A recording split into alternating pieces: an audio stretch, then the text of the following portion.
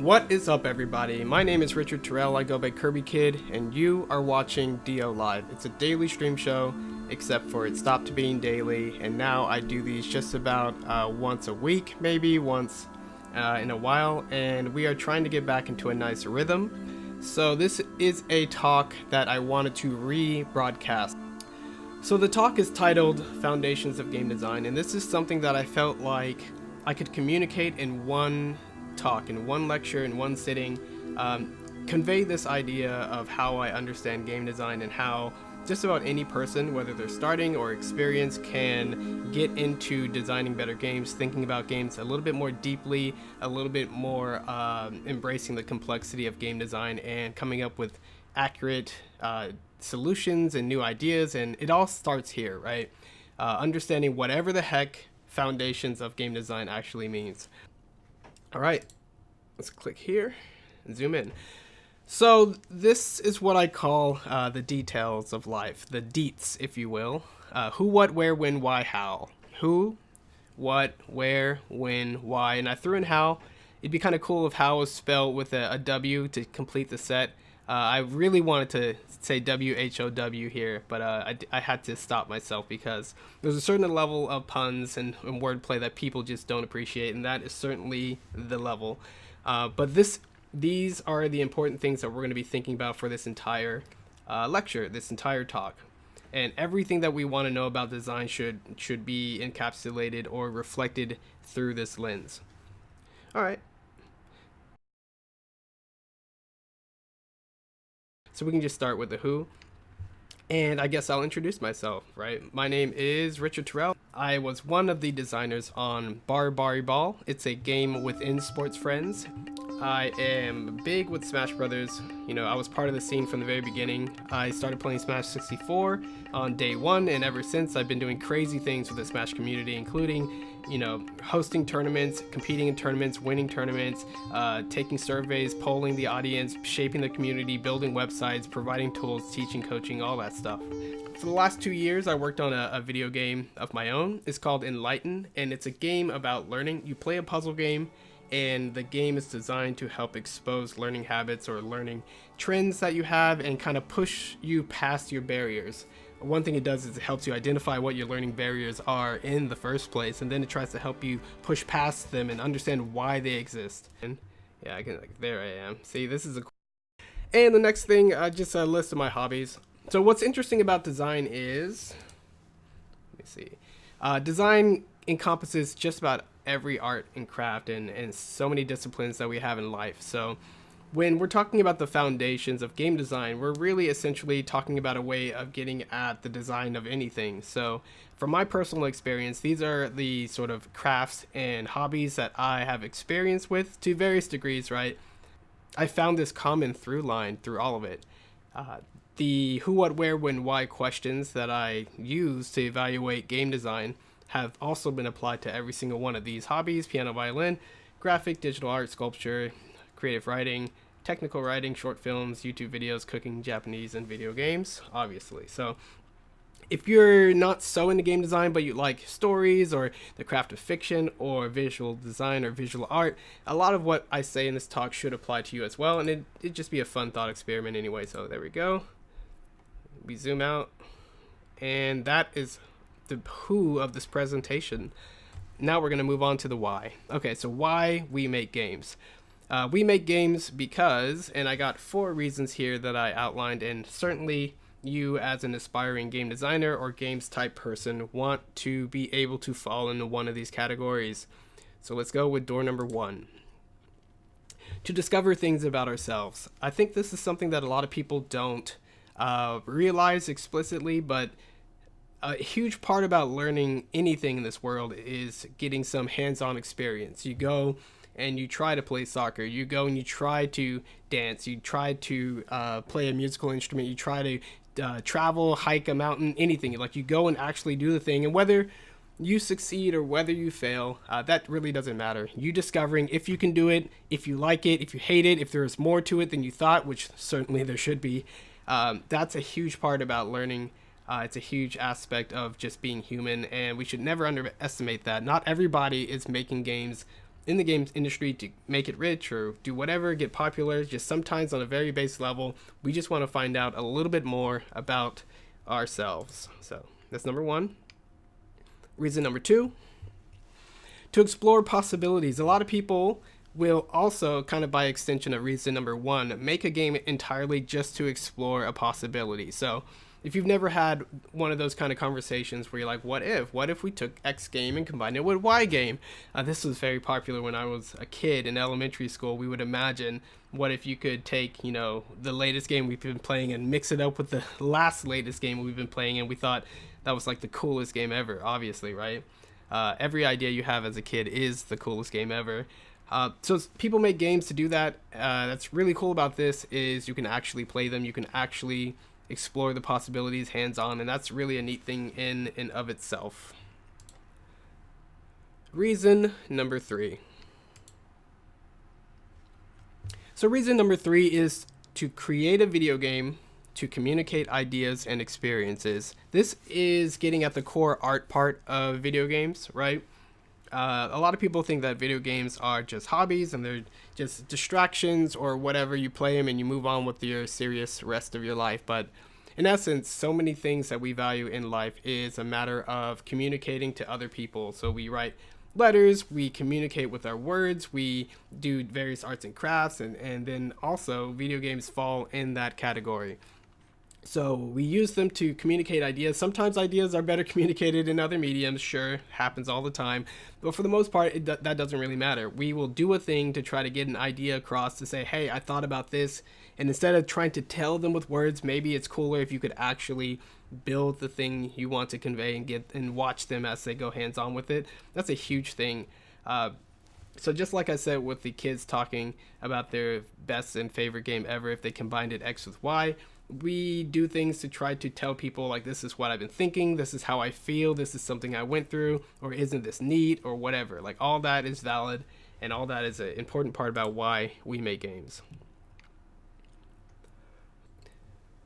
And then we have reason number four, the ultimate reason why we all get into games: to turn into Golden Mario and drive our golden cart while collecting golden coins and counting how many dollar signs we can put on a slide. Yes, some people actually do create games to make money. The game industry is huge, and it's an industry because it can make money, and it can make money because people can and do spend money on it, and there is a huge sort of practical business aspect to making games. The fusion of business and art have always been sort of a classic struggle, even so back in the day, so it's nothing new for us now. It's a legit reason to try to build a thing to make money. People have to make money. I don't want to disparage that particular goal, but it's important for people to realize not all of our reasons are the same, and you got to figure out which one of these reasons is your primary. Maybe it's all the reasons. You know, why not make money if you could also do all the other stuff? I haven't figured out how to make money, but that's a completely different story. But yeah, that's why we make games. Those are the reasons. So the next big deet for this entire talk is the what. We've done the who, we've done the why, now we got to figure out the what. And here's where things get a little bit more complex. So what? Game design, the design of rules and systems, which include how they work together to make meaningful interactive experiences. It's a pretty good general sort of blanket kind of definition that we're going with here. And this is exactly what we are trying to get to the bottom of with this talk. That is the goal of what we are trying to do by better understanding game design. We want to better make the rules to make our the experiences more meaningful to our end users, our end players, even to ourselves. So here's some gut check questions, right? Any designer out there, I got to get out of the way. Okay, maybe I could drag it to the side. Any designer out there probably should ask themselves these questions. Maybe it's something of a sensitive subject. Maybe you've been avoiding talking about these things with your design team, but regardless, these are the things you should probably ask yourself once in a while. Do I know what I'm doing? Will this idea work? Will my game be good? Great even. What am I doing wrong and what am I doing right? Am I taking this seriously enough? Do I know what I'm doing? I think a lot of people out there with game design especially are winging it. They go in and they know they like X game, they know they like Y genre, they know they have a decent idea of what they're trying to make, but they're not exactly confident about the method and the expectations that they have for the end product based on how they're going about it. So that's why I call winging it. I think with game design, you can have a lot of experience. You can learn how to stay within your, relatively within your comfort zone, within what you know, and scope appropriately and not have your project balloon and explode and feature creep and all these other mistakes that people make when they do not know what they're doing, or they are typically when they're winging it, you don't have enough experience to know how to avoid these pitfalls. Will the idea work? Maybe if you're trying to sell a game and make money off of it, you really want to know if your idea is going to work in the first place, or even if it's possible. If you're just prototyping, you want to know if your idea is possible. You want to know if your game's going to be good, or if what you're doing, if there's good parts and bad parts, which parts are those? Why are they good and bad? Those are all really important gut check questions. And, the answers to which can be different for each individual person, no matter what stage they're in the development process. The answers are complex. So everything that we love about games is built up from small individual details. Now this is the big deal. This is one of the core ideas I wanted to get across to everyone watching this talk. Small individual details. I think once you see the details for yourself, once you realize how simple and individual and small and compact and easy to understand every little piece is, and realizing that those pieces are like the Lego blocks that hook together to build something amazing, you'll have a much better sort of chance of understanding game design. You'll have a lot more energy to break things down, to take it slow, and to really see things very carefully. Details are what's real. Everything we love about games is built up of small individual details. Now here's an example. This is a short story called Here We Aren't So Quickly by Jonathan Foyer, and it was featured in the New Yorker. It's one of my favorite short stories ever. I was not good at drawing faces. I was just joking most of the time. I was not decisive in changing rooms or anywhere. I was so late because I was looking for flowers. I was just going through a tunnel whenever my mother called. I was not able to make toast without the radio. I was not able to tell if compliments were backhanded. I was not as tired as I said. You were not able to ignore furniture imperfections. You were too light to arm the airbag. You were not able to open most jars. You were not sure how you should wear your hair. And so, 10 minutes late and halfway down the stairs, you would examine your reflection in a framed picture of dead family. You were not angry, just protecting your dignity. I was not able to run long distances. You were so kind to my sister when I didn't know how to be kind. I was just trying to remove a stain. I made a bigger stain. You were just asking a simple question. I was almost always at home, but I was not always at home at home. So stuff like this, it goes on and on. What I love about this short story is every statement is very simple, should be very familiar, very relatable. You start to get a really detailed, obviously, and complex look at these two characters. It's this man and this woman, this husband and wife, and a lot about their relationship that changes over time. But it's all told in these strange, simple statements that really reflect some truly deep and interesting, complex character traits. Like, I was not able to tell if compliments were backhanded. I was not as tired as I said. So, like, you read a little bit in between the lines, and you're like, well, what kind of situation where somebody would say they were tired, but then kind of regret that they said they were tired because they weren't actually tired? Well, there should be easy to imagine a situation where somebody wants you to do something, you're like, oh man, I'm tired, and they kind of let it go, and you're like, well, I really wasn't that tired, but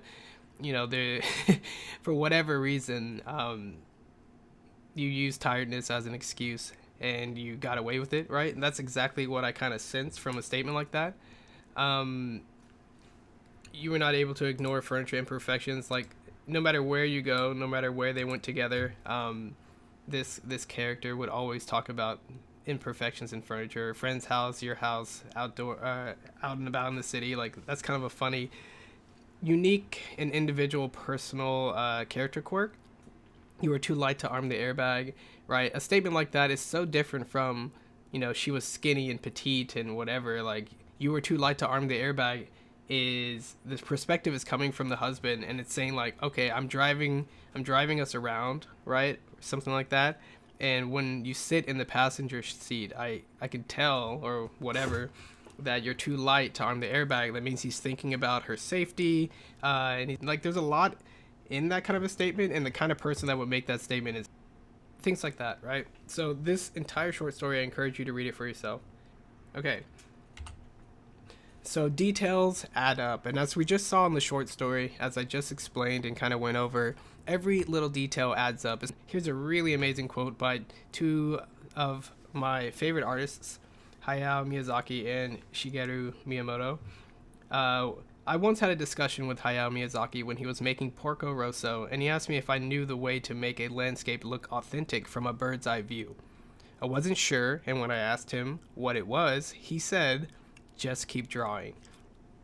Which is essentially like to make a breathtaking, staggering display like you see in these two screenshots. The one on the left is Porco Rosso and the one on the right is Kiki's Delivery Service. To make it look real, to make it take your breath away, to make it evoke memories and feelings of real life, you have to add those details. Every detail matters. So it's not a matter of a different technique that you need to do to make it happen. The core of it, from this master animator and storyteller, is you just keep drawing. So it's kind of like the ideas that I keep trying to express in this talk. There's a lot of things that we think about game design, a lot of things that we think about what we know and how we feel and what we can like and how games are made and how other games are not made. But essentially, the master craftsmen, the master artists, the master creative people understand their craft at a very simple level. And it's less about mystery and magic, and it's just more about these really simple, true to life, easy to understand core elements. And in this case, you just keep drawing. You keep drawing, you keep drawing, you keep drawing until, whatever, right? You keep drawing till you run out of time. And that's kind of the quote unquote secret. So details are the measure of expertise. Attention to detail separates professionals from amateurs. 2 slides ago, we talked about how details can be very simple, but they are very meaningful, and they can tell a lot more than you think if you pick the right details and you arrange them in the right way. Then we talked about the number of details, right? Like, you keep drawing from a bird's eye view, you are going to create that landscape that really evokes the exact sort of feeling and impact that you might get actually flying over those locations. And now we're seeing that details are the measure of expertise. So attention to details separates professionals from amateurs. So it's not just that something has details. It's during the creative process, you're paying attention to each and every single one. Oh, let's just take a look at this video.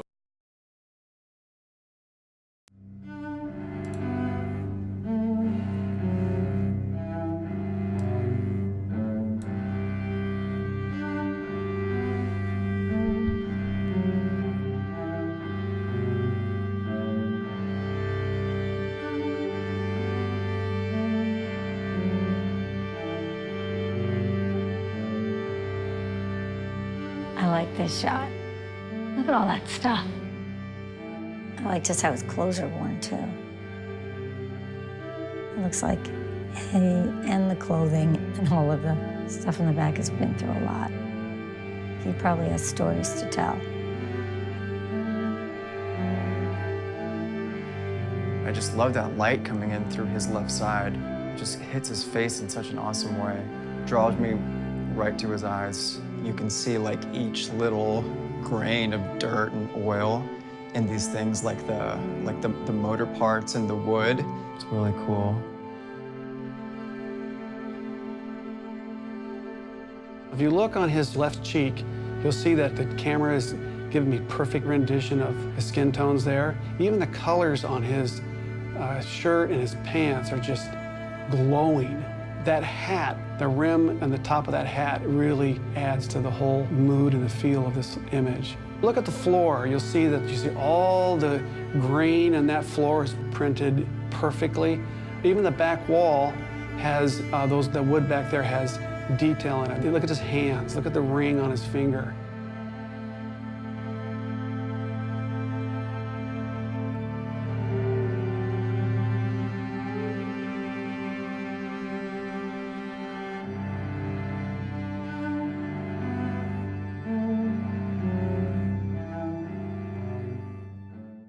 So this is pretty crazy. They all looked at the same subject, the same piece of art, and the amount of eye movements is reflective of the details that they noticed and the concentration of things, right? Like the student looked at a lot of the details around the subject, right? Because the student is maybe more in a frame of mind looking for what makes great photographers different from him, and he's like, oh, I would have done this differently. Like, sure, I would have shot the subject in the middle, but look at the stuff around him.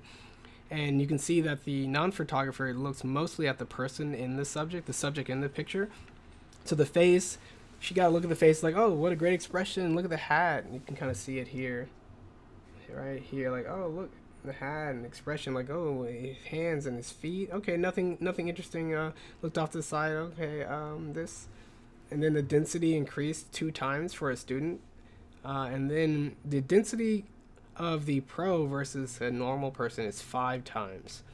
So the pro is looking at 5 times the amount of details, essentially, and the concentration of it. You could say the student got equally concentrated on the face, and maybe over here equally concentrated, but then everything else, like, see how the pro was like every aspect of the characters, the guy's face and the hat, comparing to every other thing proportionally. Like, it made such a dense blotch of red here. That's insane. I knew I was obsessed, but this is insane. So he's looking at how every little thing compares to every little thing, and the people that can see in those kind of details and think in those kind of details are detail-oriented people. That means they are all about the what. Every single thing matters or can matter or is interesting to them, and they make these connections, right? So sure, there's white space on everybody's eye tracking, right? You can tell that these images have a similar sort of scoop to them with the subject in the middle, but essentially the pro is saying and demonstrating that to create art on such a complex level, you have to see on such a complex level, and you do that by slowly building up the way you see and the kind of things you look for and the kind of things you think, and how that influences how you continue to look is a matter of structure and organization and experience, and that's not free. Just because everybody has eyeballs or all 3 of these subjects can see doesn't mean they're seeing the same thing. And if you want to create the kind of work that has the density on the right, so that even people on the left who don't have that experience can also get close enough, you got to be the kind of designer that's on the right, the pro. You have to lead, and then just understand that other people aren't going to see it quite the same way you do, but you use that understanding, your broad experience, your knowledge of craft to make the progression from non-photographer or whatever to pro as smooth and as similar as possible, right? You want to make sure that they all get the core idea and the core message. So that is a really intriguing video that I think illustrates that concept pretty clearly. It's pizza time, and now this is a time during the presentation that I opened up the floor to some interactive participation, and I said, okay guys, okay everyone here, let's come up with as many details about pizza as we can.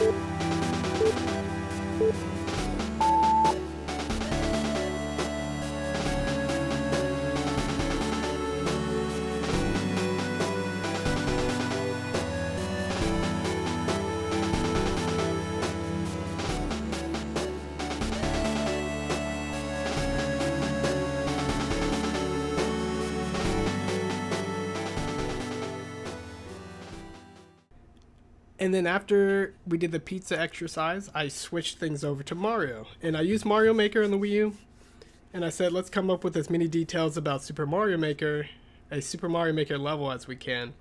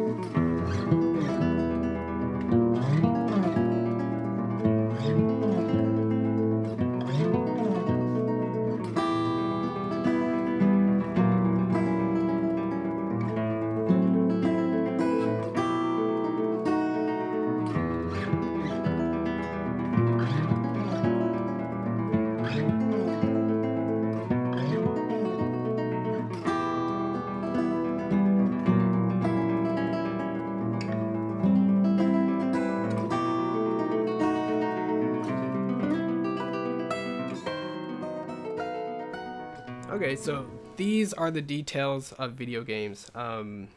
This is a visual model that I had some help creating. It's interactive. It's on a website, and the link is here. You can find this link at designoriented.net. We got the links on the top bar to easily find what we call the design-oriented topic wheel.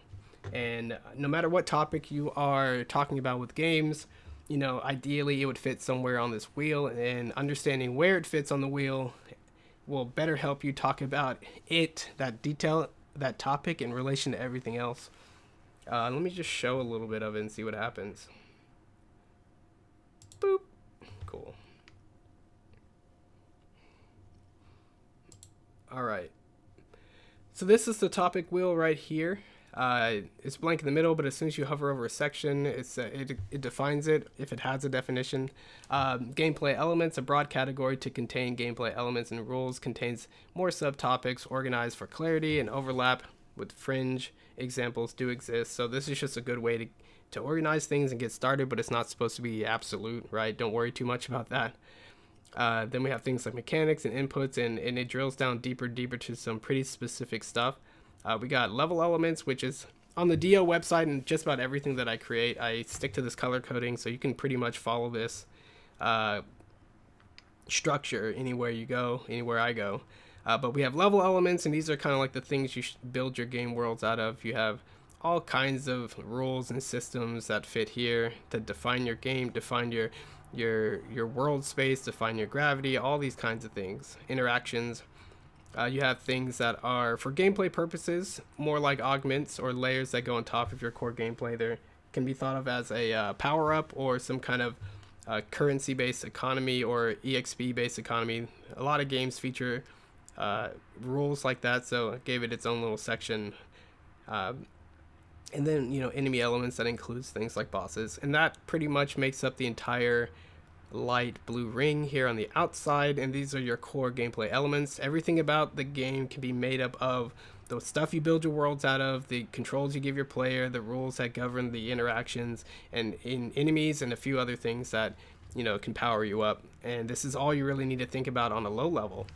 But as soon as you get into some of these other colors, it features you got higher level concerns. Modes and features are certain arrangements of these lower level elements. Level design itself is talking about the specific arrangement of all these level elements to create specific experiences and to convey ideas. Feedback is all about how a game communicates visually, maybe orally, and how clear that communication channel is and what that means for making the player informed and how the gameplay shapes up overall. We got tons of things there. This includes things like camera and other techniques in order to make the game sort of as enriching and as informative as possible. Difficulty design, a huge topic. A lot of people like to talk about skill. We break skill down into 5 major categories: knowledge, dexterity, reflex, timing, adaptation, and those break down even further, and even some of these break down even further. So we have a really detailed system to talk about skill, and in doing so have been able to very objectively measure 2 different activities and understand what makes them different and understand what makes some players like some versus the other. It's a really handy system, and I haven't found anything else that comes close. We have story, and we have design space, and having the topic wheel is just a really cool way of keeping yourself informed in that. So that's essentially what I'm talking about here. Feedback loop. I wonder what this says. Here, if you can see the image, you can take a very careful look at it, and I want you to tell me what you think about this image. There's something about it that is very distinct and very obvious. Well, would be very obvious once you stumble upon it, but you have to have a really good eye in order to see it. I'm going to zoom in a little bit, and I'll give you a second. And obviously, through the magical power of editing, this can be dragged out as long as you want if you can pause the video, but for now I'm just going to take some water. Cool. So this is the image, and I'm going to give you the hint. Just in case you haven't really stumbled upon the trick, the little gimmick there, I'll give you one hint right here. World 1-1. And the second hint, it's right here.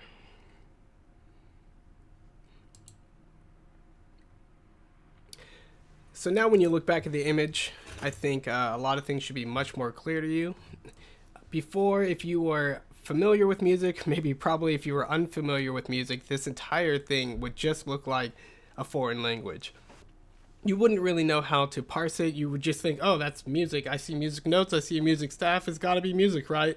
And the fun part about making this image is that I constructed the entire sort of scene out of legitimate musical notation. So it does look like music. But the cool part is it also looks like World 1-1 from Super Mario Brothers.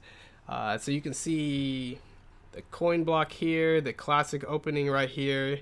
You can see 1985's when Super Mario Brothers was released. SMB right here, which is like subito mezzo, and then there's a note there to make SMB.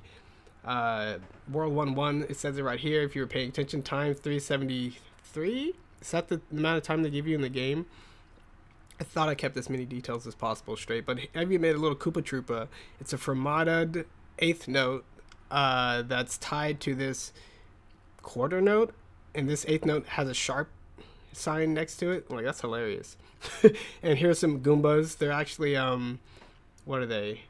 Dotted quarter notes, or they're fermatted tied together quarter notes, something about it. And here's some glissandos right here, these grace notes that make the shading on the right side of the pipe, and here's the flag and everything. So it's a really cool example about how feedback loops, how important they are, and how things sort of reveal themselves to you once you know it, right? And I feel like this is a really easy way to understand what the breaking down game design into topics and categories really do for you. Instead of everything being a mush, instead of you assuming it goes one way or another way, instead of thinking like you know what it is and just kind of having no specifics to draw on, as soon as you use this framework, it kind of organizes your mind, and all of a sudden everything comes alive, and there's so many more things you can say about it.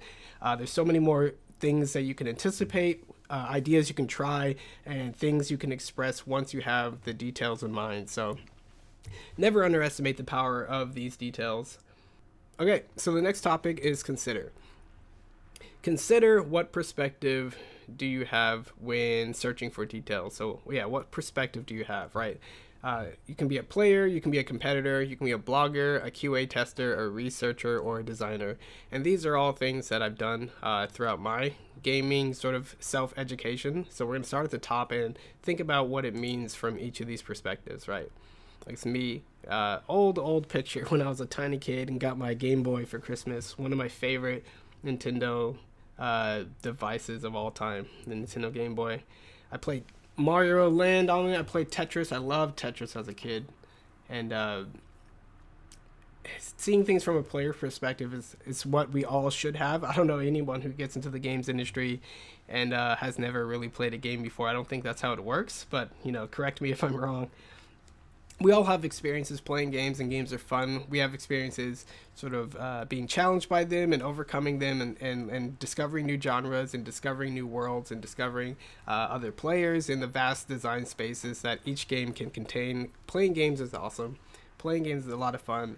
And when you're a player, the only thing you really need to worry about is, how do I have more fun?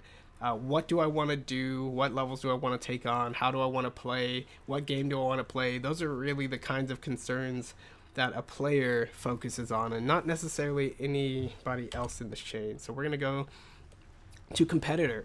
When I was, how old was I? 14.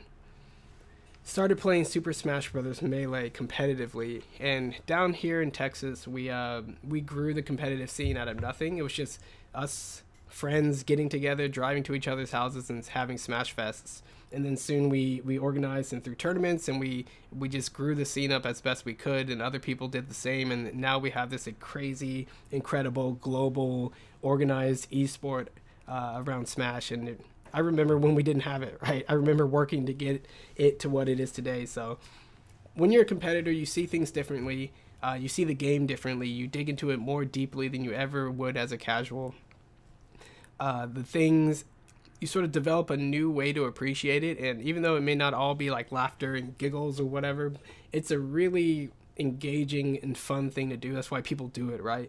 Like, even though a lot of us put on our game faces when we play and we get upset when we lose, there's a lot of fun that we're doing. And we're really just, like I said before, digging super deep into the design space of possibilities and seeing where we fit in the vast universe of the game possibilities that only people who play can ever take a glimpse at. So you know the feeling when you don't know the rules of a game, or you're watching high level play of a game you barely understand, and it just doesn't mean that much to you. You don't know what's going on. You can't tell what the strategies are. You don't know what the cool plays are, and you're just like, yeah, yeah, StarCraft. Yeah, they built some units. Yeah, I would build units, I guess. I don't know. So when you're a competitor, you have a very different lens and a very different experience with games. So when you become a blogger, which is what I did later, starting in 2007, 2008-ish, started the Critical Gaming blog, you are more self-reflective than ever before. You have played games, and then you want to reflect on those. You're like, why do I like this game? Why do I think this game is good? What did I like about this game? What didn't I like? All those things become much more important. And I've had just as much fun writing about games that I did playing them, because I feel like, and I believe this to this day, and I want to tell everyone about it and push this idea. Playing games is so complex, and it's so deep potentially, and so rich, that the way you get more enjoyment out of it is having things be clear and organized, not just having emotions and then throwing the controller down and going to sleep and moving on with your life, but the fact that these games convey ideas and experiences, and those things shape your mind, they shape your life, they shape how you think, and that in turn shapes everything else as you go along the cycle back and forth. So taking time to reflect on the games that you played, to understand them, actually improves that cycle instead of shutting it off. This is not like a dead end. This is actually like an invitation to keep going and to dig into the games deeper and to like games even more.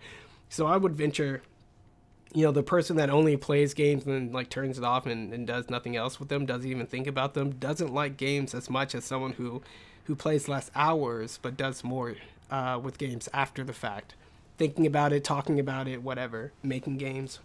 So reflecting on games is a really good perspective. It gives you a lot of interesting perspectives on games that you wouldn't gain if you were just a player or just a competitor.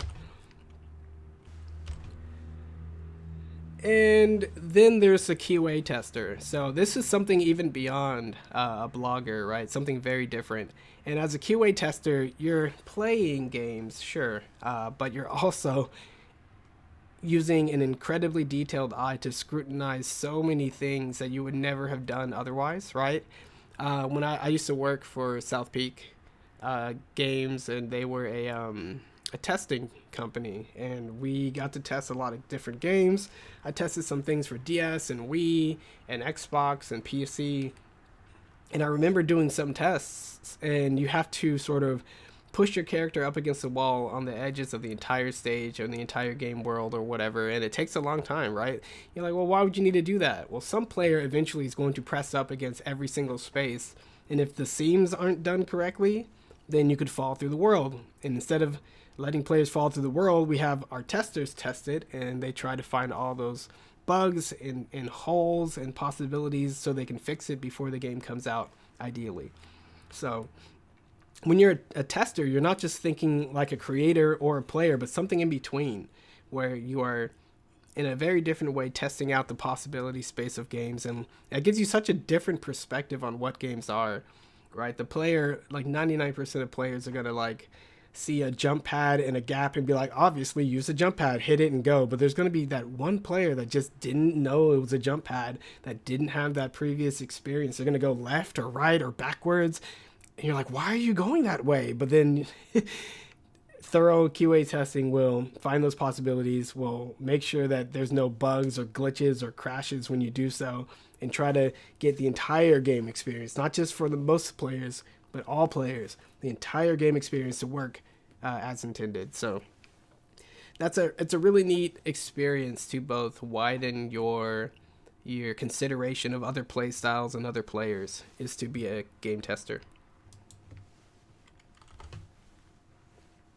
And a researcher, cool. But a researcher is basically someone who, whether you're a consultant or otherwise, dig into games in a very different way. You're looking at how people sometimes react to games, how the community at large reacts to it, how the reviewers react to it, and what the metascore is, how that develops. You're reacting to or taking in data and making sort of analysis on just about anything you can think of, trying to contextualize the history surrounding a release of a game to help explain why it did well or didn't do well, or to shape future strategies. So, or just, just to understand about the game in general, right? So when you're a researcher, you have a very different mindset when approaching games. You are much more aware of the history. You are much more aware of the entire discourse, and you're trying to put all that information into a context, into a framework where you can just be like, I understand.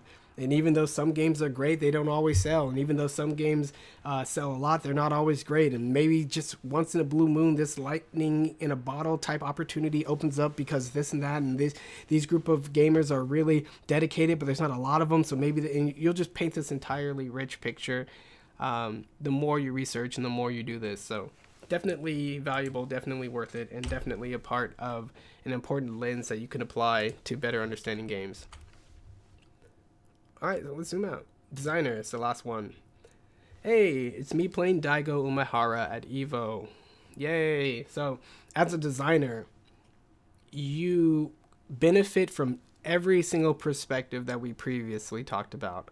And those obviously were perspectives that I had, and I eventually got an amazing opportunity to work on Bari Bari Ball with Noah Sasso, my brother, and we developed a fighting game.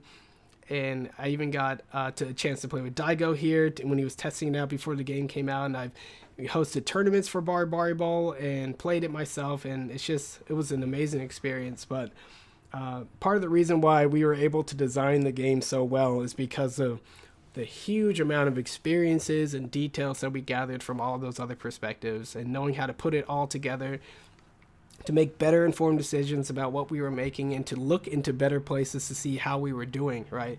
Like you can have an 80% chance to make the right decision, but that doesn't mean that if you make the right decision by chance, that you won't take it back later. Like, knowing what you're doing, there's no substitute for. And when you don't, even if you're on the right track a little bit, you could go off track later by second guessing yourself, by not knowing what's core and essential versus what's ancillary and optional. And that's why game design is so hard, pretty much. All the complexity and so many ways to go wrong and only a few ways to go right. So, leverage your skills, leverage your experience, and use your knowledge to your advantage. So those are the major considerations for the different kind of perspectives that you may have approaching games. There's probably a few more, like publisher. I've never been a publisher. I don't have money. I can't fund other people's games, so I have no idea what that would be like. But there can't be too many more experiences than this, right? Honestly. And then finally we have curious. Oh, cool. So this was an interactive segment of the talk. And I was like, feel free to ask me about a game design topic you're curious about, right? So I wanted to just be like, as a person who has a ton of details in his head, that's me, then I want to just kind of bounce ideas off of you and just show you how I think, right? So I had people in the audience go like, what do you think of this? Like, what about this level? Have you ever heard of this game? And I'm like, oh, this is like this and this and this. And this part of the game is like this part of the game. And I've seen a game do this, but it was slightly different, and just constantly just sort of giving them a live example of what it's like to be an extremely detail-oriented designer. So if you're listening to this or watching this, you can just ping me on YouTube. Not YouTube. That's not a thing. If you're listening to this or watching this on YouTube, you can ping me at Design Oriented. You can join our Discord, the link to which is on our website, right? All the links are at the top. Just go to one place for all the links I talk about. And you can ask me questions there and just, okay. So yeah, so we were in the what, we asked some questions about ourselves, and we looked at what it's like to be extremely detailed. That is essentially what games are. All those tiny bits, all those tiny considerations, all those perspectives, all of that is the what. Like all those perspectives give you different ways of accessing those individual bits that make up a game, and why each of those bits are important, which ones are more important than others, which ones are actually involved in shaping the core sort of experience that you are trying to convey through a video game. So that's super, super important, and we went pretty deep there. So now we're going to consider how, right? We're going to consider how you take these bits, these whats, and put it all together. So if details are what game design is all about, then we have to learn how to use them. This is the hard part. The details part is the easy part. We all have memories of games. We can all remember things about them.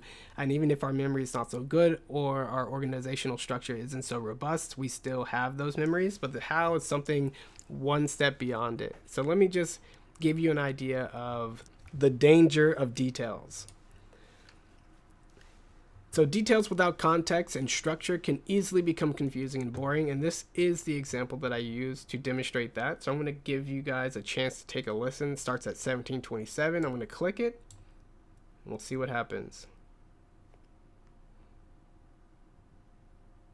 Chapter 1 of A Christmas Carol. Than was usual with him.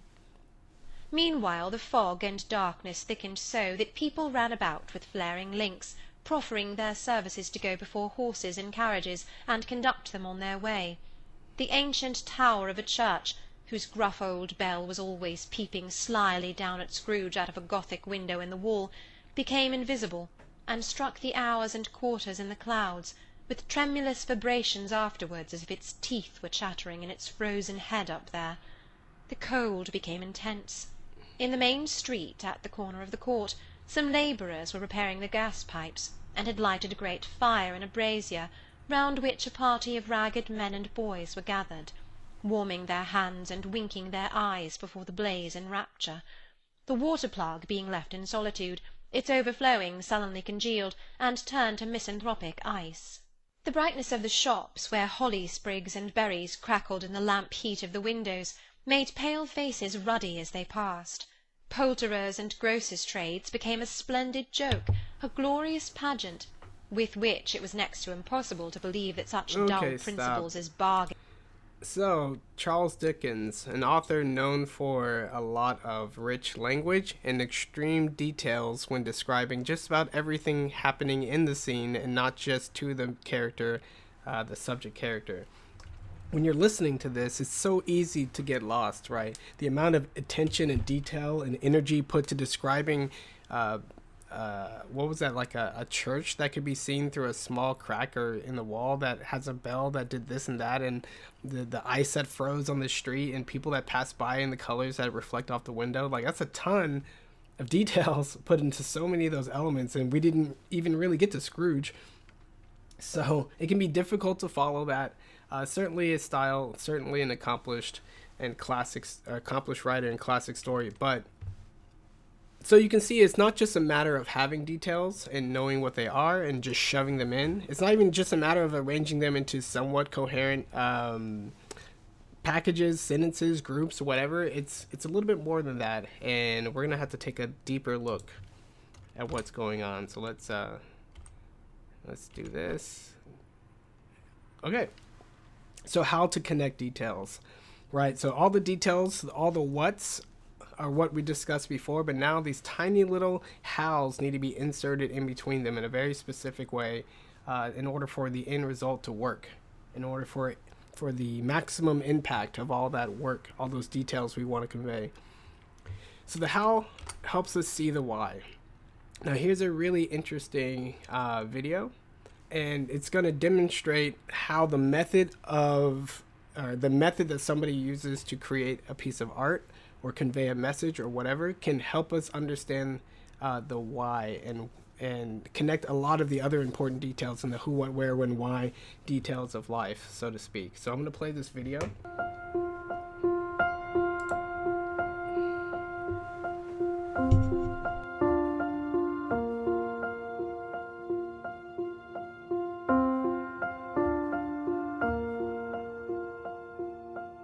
You're about to meet Michael. He lives fast as a self-made millionaire. You didn't have to dress up. It's all right. You're going to photograph Michael. He's actually saved somebody's life. Michael is an ex-inmate. He's a commercial fisherman. Michael claims to be psychic. Nice to meet you. Michael's a former alcoholic. Here's your camera. I would like you to flesh out the essence of who he is. What would you like out of this? What would you like the photograph to say about you? Do you find that being a psychic impacts much on your day-to-day life? I can see this is emotional for you. Like to get to know the person. You've only got 10 minutes, right? I think you're a guy that's put yourself out there. You're not hiding anything. My plan was to find out about whoever it was and to try and get that. And what I learned from him is he's incredibly brave. It was really intense. Pull this shirt out. Sorry. I wanted to see the nature of the person, which then present a challenge. How do you portray him as a fisherman? That's perfect. He's a self-made millionaire and sort of a little bit intimidating. I wasn't going for a beautiful, nice, perfectly lit portrait. I just want to try bring out something of who you are.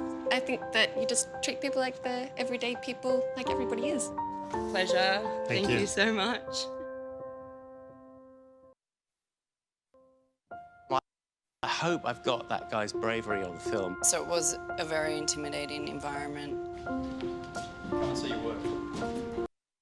Okay, so you saw a little bit of what the video was going for there. You see that these professional photographers were all lied to just a little bit, right? For the fun kind of lie. And you saw that they were told Michael was a different kind of person, and that information got absorbed into the creative process, and we get to see that they each took very different pictures, right? So what they thought, what they felt, their own experiences with that information was able to be expressed through their work. And even though they're all taking a picture of the same subject in the same exact location, we get very different results. So the rest of the video actually tells you which person thought which one was which, right? But I'm going to give you an opportunity to test yourself. I'm going to let you figure out which version of Michael goes with each picture. Now, this is kind of fun, so have a little fun with it. Don't stress too much. I think the different versions are a fisherman, a psychic, an inmate, a millionaire, and it's somebody who saved somebody's life, and I don't know what the last one is. So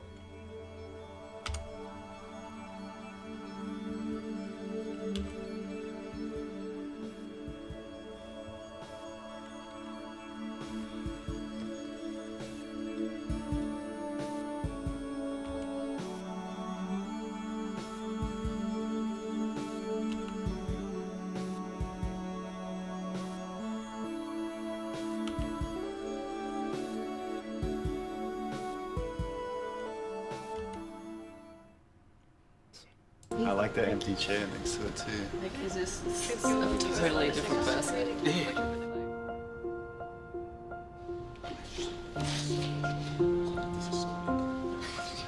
Almost looks like 6 different people. So not everything I told you today was true.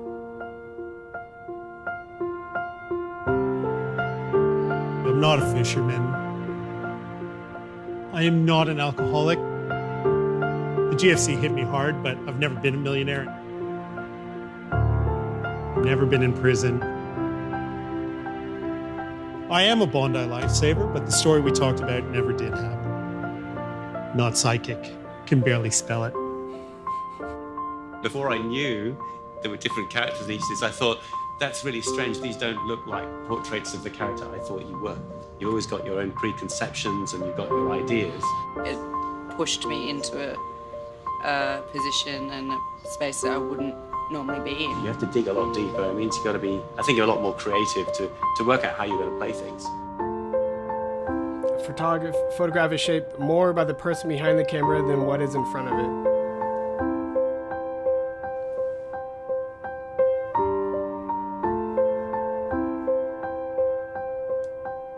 Shifting creative thinking behind the lens. So cool.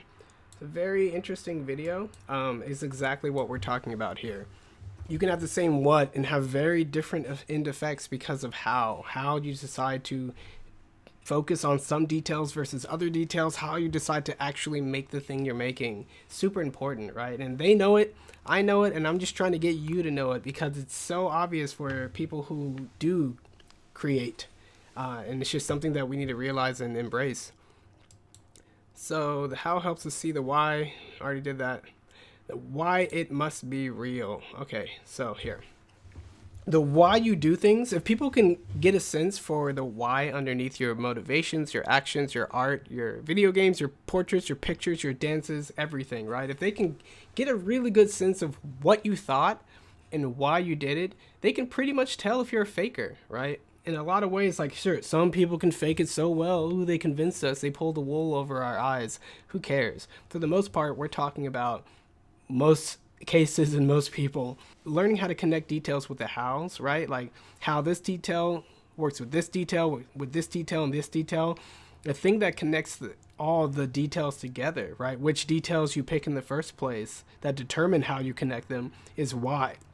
Why did that person decide to frame Michael from the side? Why did that person decide to make Michael have a scowl on his face or a smile? Well, that's because one Michael saved somebody's life and the other was a former inmate. Like, that is pretty obvious. Like, I'm pretty sure out of all the pictures, everyone got the inmate one because it was just so clear, right?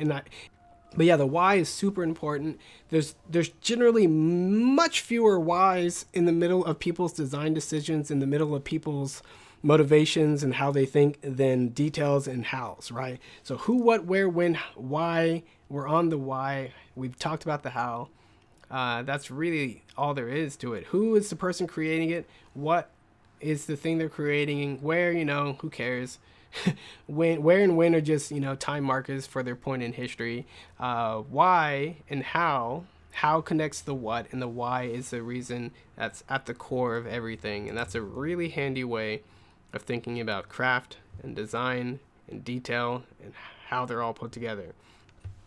So here's some of my advice for people looking to improve the entire way that they design and think about designing in order to have a rich landscape of details, a diverse library of how to connect those details, and the clarity to understand why they do these things in the first place.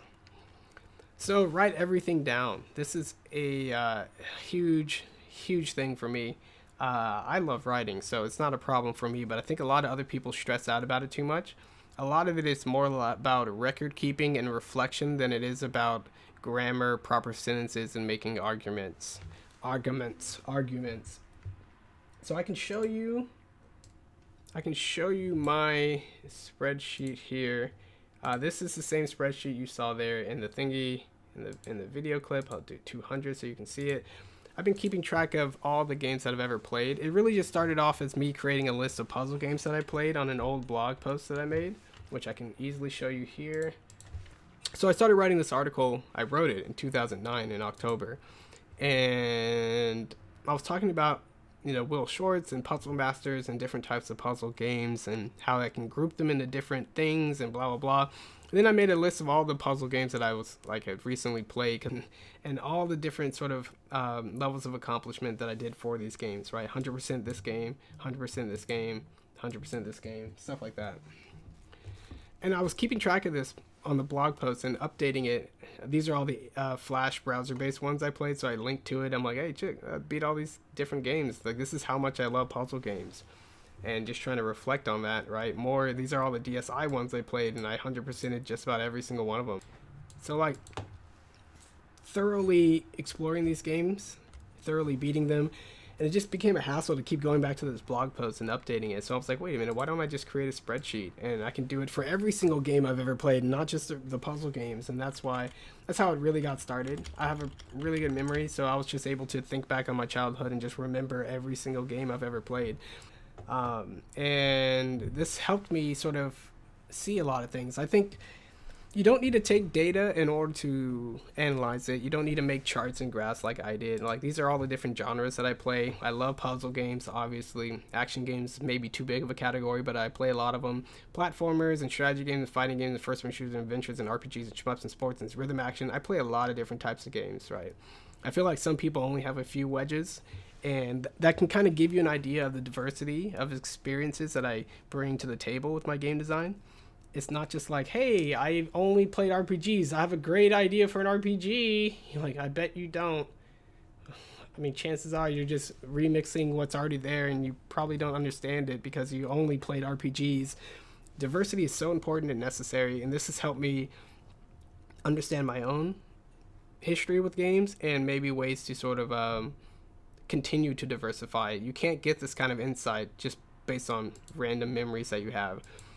In addition to tracking the games I play, I just keep track of things that I think, parts about games that I take issue with, design issues. I don't like it when games do this. I don't like it when games do that. And some of it's just a taste thing. I just don't like it. And some are I think this is an actual problem we should fix.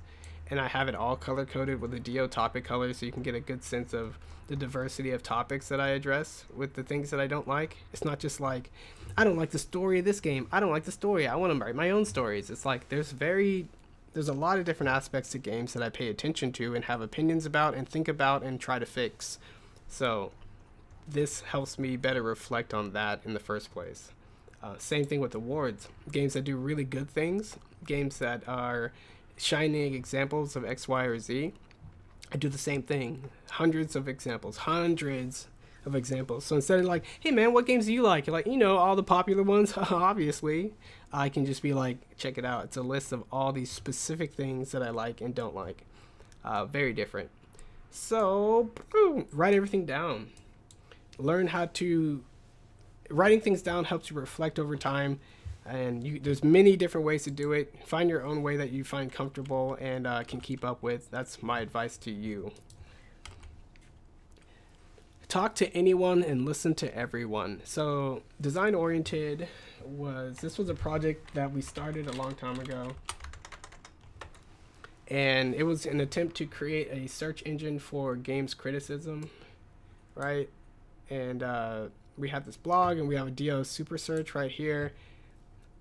And it still works, but its articles have not been updated. We got much better about how we make these crazy website projects, but essentially you should be able to type in something like a name or a person, like me, and then it gives you all the examples we have in the database from that person, including topic color codes that you can find within their writing, right? One of the interesting things that the side effects of doing that is that I literally read most of what was written on the internet about games that fall into this narrow category of analysis or critique. I read everyone, and I did summaries of all their stuff, and I reflected on every single thing they said, and I know how they think, and I've played many of the games that they talked about. So my perspective, my experience base, the amount of details, the whats that I can pull from, it's so vast. It's like the entire industry. At least for that one small snapshot of time. I don't know how things have changed ever since I stopped doing this project, but for a solid summer, it's daily working on this and creating these structures and creating this website functionality and creating the conceptual frameworks to pull this off. That was a ton of fun. So now, at the end of all of it, my suggestion to you guys is talk to anyone about games and why they enjoy it, why you enjoy it, but more importantly, listen to everyone. Even if they're not right and they're crazy or whatever, because, you know, most people are wrong on the internet, listen to them. Don't waste your time listening to them, but at least listen to them initially, and then have that inform your entire understanding of games and therefore bleed into your understanding of game design. Always be curious. Super important. Never stop questioning, never stop being curious. This is what drove me to write my blog in the first place. Just always wondering why certain games, why I like them better, way better than other games. What did they do different? What is it about them that affects me this way? And how can I understand that? I never settled with the question. I always kept digging, always. And that leads you ultimately into whatever you want to call it, like the foundations of design, the seed of truth, whatever. And so much is illuminated if you do a tireless quest to answer and be curious about things, that all the rest is easy, right? So curiosity has been linked to, it's been sort of a major correlating factor in how people learn and how they are motivated to learn and how they teach themselves. So it's no different here. If you consider your understanding of game design is largely going to be self-driven, because there's really not a lot of schools, and even a lot of schools that teach game stuff, they don't teach game design. You're out there on your own and you got to do it on your own. So you got to be motivated and power up yourself to do so, and curiosity is how you do it. Okay, keep in mind. There's things to keep in mind. Let's do it. Just playing games isn't good enough. So people, hobbyists, just play games. You have to do more. We talked about those different perspectives, but I think a lot of people don't get it. You don't become a good game designer just by playing games only. And usually if you just play games, especially if you don't play them deeply like a competitor, or you don't, read what the community is saying about it or understand it and how it impacted the game discourse at large, you're just not doing enough work. So playing games is not good enough. Get over it, people. You have to do more work than that. Games are more complicated, and your appreciation of games should be more complicated than that. Fun is a distraction. I think people who talk about fun too much don't even understand how many things they find fun, engaging, or interesting even a little bit, and how easy it is to create things that are fun.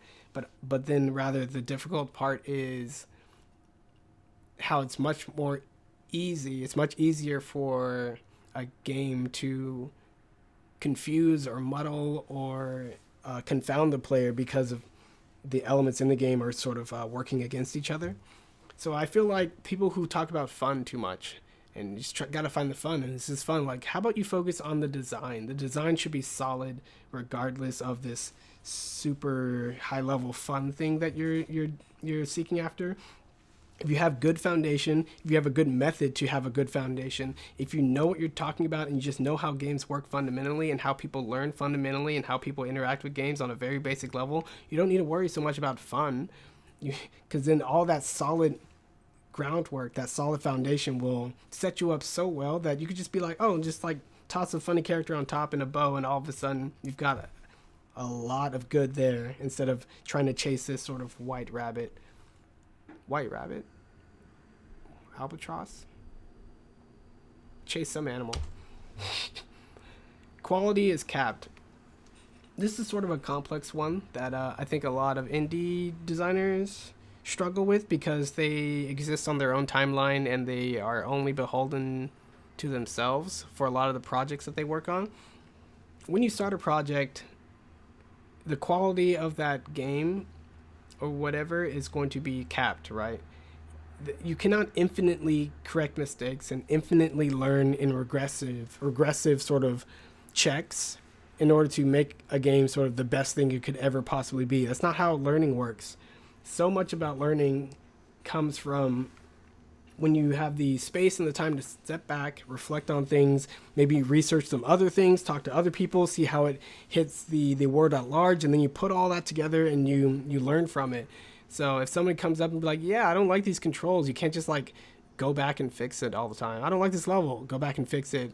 Like, you just can't keep doing that. There's a limit. And I guess you could express that limit in some kind of like Half-Life Decay, recursive, blah, blah, blah thing, where every time you loop back on yourself, it takes X amount of energy. And if you have a finite amount of energy to dedicate to learning and improving in the first place, that the whole thing will be eventually capped, right? Like, there's all these cool mathy ways to think about it, but you don't need it. Just know you have to finish projects, release projects, learn from it, and move on. Super important. Super important. You need to also be in a position to make mistakes and fail. That's why finishing projects is more important than building these huge games. You make something, you get it out there, you can learn so much faster after that, especially if it's a small thing. You can do it more times. This one, your game is the sum of its parts. So a lot of people say, oh, this is so much more than the sum of its parts. And I feel like that phrase always irked me. Like, I get how some people use it, and I get how most people misuse it. Okay, I've listened a lot to how people use this phrase, and I've done a search through the gaming discourse to find it and hear how people are using it. People who say that are essentially just revealing that they don't understand the parts in the first place. Like, if you have two googly eyes and a smile, and you put them together, and you're like, whoa, it's a smiley face. It's more than the sum of its parts. Like, no, it's the exact two googly eyes I had arranged with the smile to create an arrangement that is those parts that create the idea, because all those parts kind of contain the necessary parts of that idea, but together they definitely complete the thought. So in the same way that baking and cooking, it's just like the ingredients are the result. Like, you put in the right ingredients, and based on how they interact either on the tongue or chemically in the preparation, that is exactly the sum of its parts. So I feel like the more detail oriented you are, the more fine-tuned your understanding of the what, the less more than the sum of its parts, the less that concept actually applies. And you're just like, no, it's exactly what I intended it to be. The design is working exactly how it should based on what we've learned from in the past. There's no surprises, not on this level of design. Taste is everything. Like I said before, diversity isn't really important. A lot of people have bad opinions about games, and they're bad not because, you know,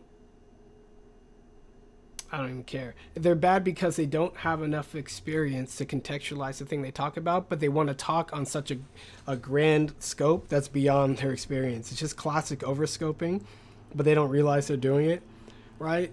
So this kind of rears its head in a lot of forums when you're talking about developers, but a lot of times, for whatever reason, people want to make games that they don't play, right? Like, oh, I just want to make a strategy game. Do you play strategy games? No. Then why do you want to make one? What about your experience level and your the motivation you need to make a game, because it's very hard, the curiosity you need to learn about things which you're not exhibiting through or with strategy games? Like, what about that entire the situation that I painted?